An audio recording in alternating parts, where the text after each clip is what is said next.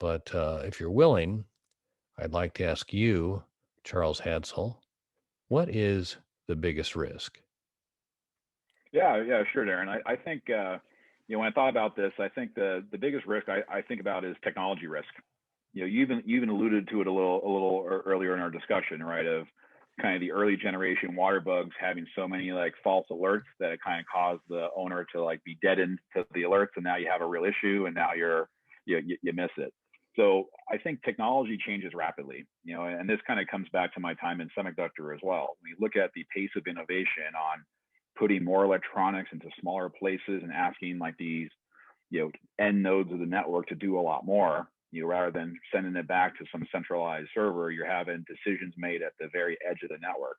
So reliability is like very important for these applications. And I think with semiconductor technology, reliability is continually improving, but there's always that risk of a component failing at the wrong time and leading to like a bad outcome. So that's why we kind of like to take the approach of kind of layers of redundancy. Like, so for example, like to prevent like water loss in your basement or in the basement of a building, have this sensor to tell you if someone left the exterior door open, then have a sensor that tells you if it starts to get cold, then a sensor to tell you that there's a water problem. So you have kind of three layers of redundancy there that could kind of prevent a disaster.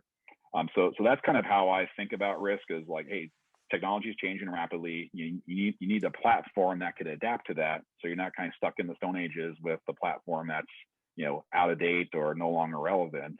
And then also like the kind of, I'd say the connectivity risk, of, hey, that power outage happens, what happens to your system?